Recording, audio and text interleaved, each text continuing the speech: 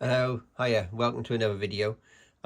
This is just a brief video really, and about something that's happened to me recently relating to my Wolverine Chroma V2 control pad.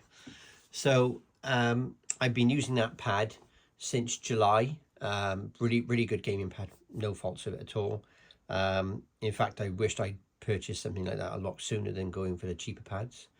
However, the pad got damaged. As a result, I contacted Razer and asked them if I could have parts. So to give an idea of the parts we're talking about, what everyone needs to be aware of, I have stuck them on my desk somewhere. No, I have put them here somewhere. There we go. There's one. Right. I haven't got all of them. Okay, so this is one of the sticks that are removable, and you can change them. The pad itself actually come with, I believe, two sets inside. Now what's happened is that my sticks were pulled off and lost, went missing. Not naming anyone's names on what happened, but effectively they went missing. Couldn't use a pad. Contacted Razer and said to Razer, I need new thumbsticks. I'm quite willing to purchase them myself. And they actually came back to me and said that they don't have any stock and it's not a part that you can buy off their website. So when I contacted them further on customer services and said to them, like, well, you know, I need spare parts, where do I go to purchase them? And they effectively told me that I had to purchase a new pad. So I don't know if anyone's aware of this, but the Razer pads, they're very expensive, and depending on the type of pad that you go for and where you purchase it from, you could be looking at £200. I didn't pay anywhere near that kind of money because at the time I bought it on a deal from Curry's, which was quite good. It was an exclusive online deal only, so I got it for I think it was £120. I think I got it for in the end. Anyway, so this was the first response. Like I said, I've chased up with Razer a couple of times now, and they've just been unwilling to do anything about it, and they haven't come back to me. So as far as they're concerned, the only way that I can resolve this problem is by buying a new pad. So I purchased my pad from Curry's. I'd only had it, like I said, since July. So off I went down to Curry's to ask some advice. They said to me that they couldn't do anything about spare parts, and they don't stock any parts like that at all for the pad. It would be manufacturer only. However, what they did suggest to me was to put a claim in on insurance. So I don't know if you guys are aware of this, but you can, when you purchase items from Curry's, you can take out what's known as insurance on that particular item. It's something that they offer you when you purchase certain items. And they said if you take out insurance, they said we could put a claim in against that insurance, and then we could get you a new pad. So I said to them, okay. So I paid, I think it was £35 for the insurance. And I waited a couple of weeks. It did take a bit longer than a couple of weeks actually, because there was an issue where they weren't telling me when the pad was delivered. I mean, due to work, etc. Anyway, so and of course I wasn't because I was busy working. I wasn't desperate for the gaming pad anyway. You know, too busy. So what happened in the end was I went down to Curry's and popped in there and asked them, and they confirmed that that I'd had my pad delivered. So there we go. There is my new pad. That's brand new, sealed in a box, not opened, brand new, not been used yet. And there's a reason for this, and that is that I am reluctant to use it at the moment due to the very poor customer service that I've received from Razer. what I'm very concerned about at the moment is that you're paying a premium for one of these gaming pads, and you're getting practically no support from them at all. Effectively, what they told me was that, oh, you just have to have just buy a new one. So I did think that was quite poor customer service considering the amount of money that you spend for these pads. Not that as well, but all Razer products that have a premium. I don't know if you can see in the background, but there's a Razer keyboard in the background. And there is a Razer mouse mat over there as well. So Razer is something that I've been using over the last few years, and I find them really good. However, I think I will be moving over to Corsair going forward when it comes to keyboards and mice, purely for the fact is that their customer service is better. And when you get a problem, they're quite happy to replace the item and not fob you off. So that's the way that I've dealt with at the moment with Razer. I've told them that I'm not happy with the outcome, and yet as far as they're concerned, they've still closed the case. So as far as Razer are concerned, they just want me to buy a new pad, and that's it. So obviously all this went on for this took a good couple of months to get resolved. So as a result, I didn't have a pad to use during that time. Obviously, being a gamer, that's not good. Yes, I could use a keyboard and mouse, but I do like to use a pad. One of the things I would say is I tend to use the pad for gaming is because the job that I do is IT based, and I do a lot of keyboard. And when it comes to playing a game in the evening, I find it's better to use a pad than to game on the keyboard, because I can suffer from RSI. So it gives my wrists a nice rest. So it's a bit different. Well, I find it better anyway. So in the meantime, this is my new pad that I haven't opened yet, which I will get around to probably using eventually. But this is the purchase that I made while I was waiting. Now this is quite interesting, this pad, because this was purchased out of desperation. Because I needed a pad that I could use for gaming that would work with a computer. Not the console now, we are talking about a desktop PC. I needed a pad that would work with a computer. I don't like wireless. I prefer a cabled pad because I think it's got a better response time on it.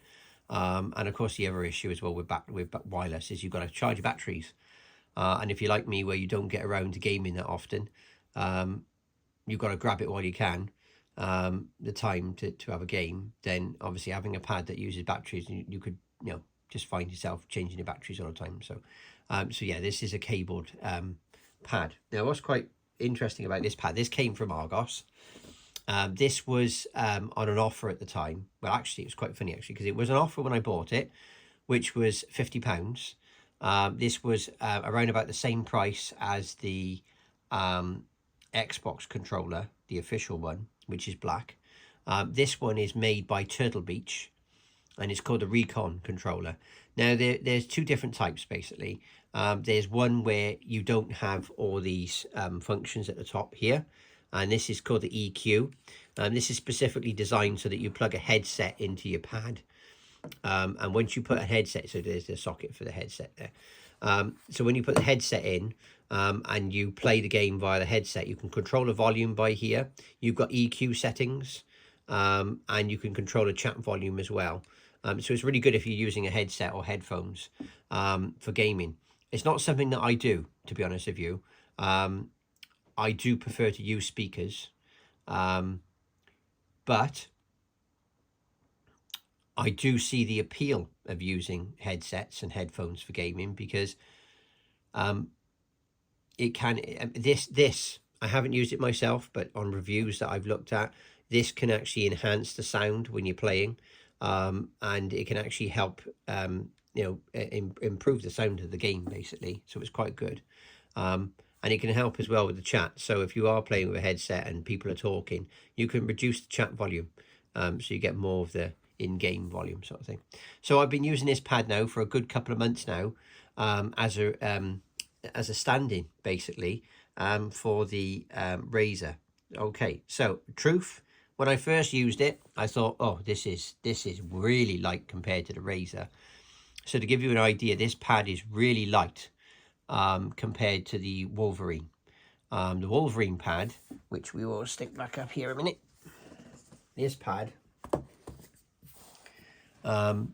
is very heavy. It's weighted. It's got a lot of weight to it, that pad has. It does feel really well built and well balanced.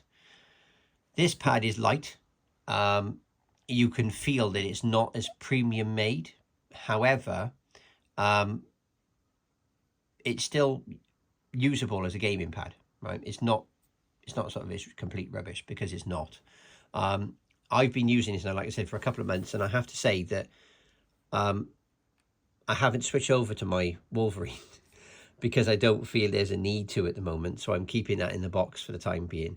Will I go back to the Razor Wolverine? I think I probably will. But for the short term, I'm happy with the Turtle Beach Recon at the moment.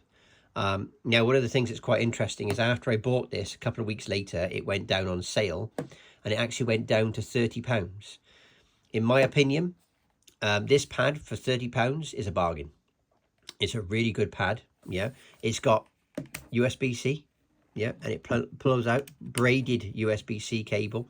It's very long. I think if I remember rightly, I think it's 3 or 4 meters long. I can't remember off the top of my head. I think it's 3 or 4 meters long, but it's very long.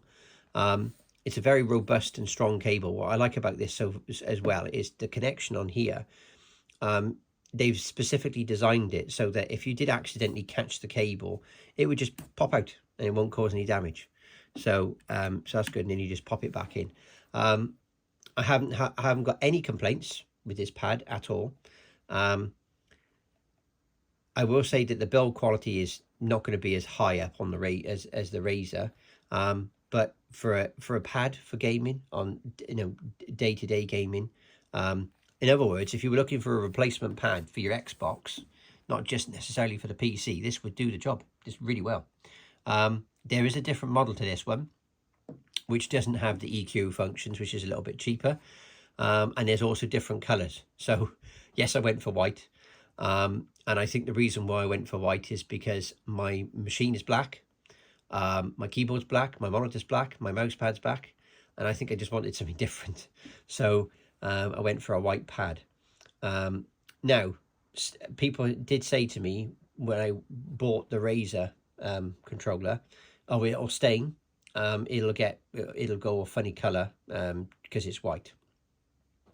I never had any problems with my old one. But I will say one thing, and that is I never use these pads, even this one. I never use these gaming pads if I've got dirty or greasy hands. So I'm not one of these people that sit there and game while I'm trying to eat a pizza. Nope, I don't do that. If I'm going to game, I'm going to game without eating. I make sure my hands are clean. If my hands are sweaty, then I will clean my hands, and I will avoid trying to get the pad too sweaty. I haven't had an issue with this pad with sweat. I haven't had an issue where the pad is slippery. These grips, they really do work. These grey grips on the end, they do work. And this pad as well has got memory buttons on it. Look, so I haven't really used these. Indirectly, I think I've used them, just testing it. But you can use these buttons, which are solid buttons, and I mean, if you haven't had a pad with these buttons on before, and then you go to a gaming pad with these buttons, that's when it makes a game changer, because you can preset these buttons to do something for you in the game. And if it's as simple as, depending on the game you're playing on, an FPS or something like reloading your weapon, it makes a massive difference. Yeah, because these buttons, they're just under there, and when you're holding the pad, your fingers are on the buttons. You rest your fingers on the buttons, and you get to a point where the buttons are just natural. So effectively, you're able to press that button, and it does make you quicker in game. Over the long run, it does make you quicker when you're playing a game. What else can I say about this pad? Okay, so the Razer is a Chroma pad. So as you can tell with the Chroma, all of the pad will light up. which some people would say would be annoying, and I don't like my pad lighting up.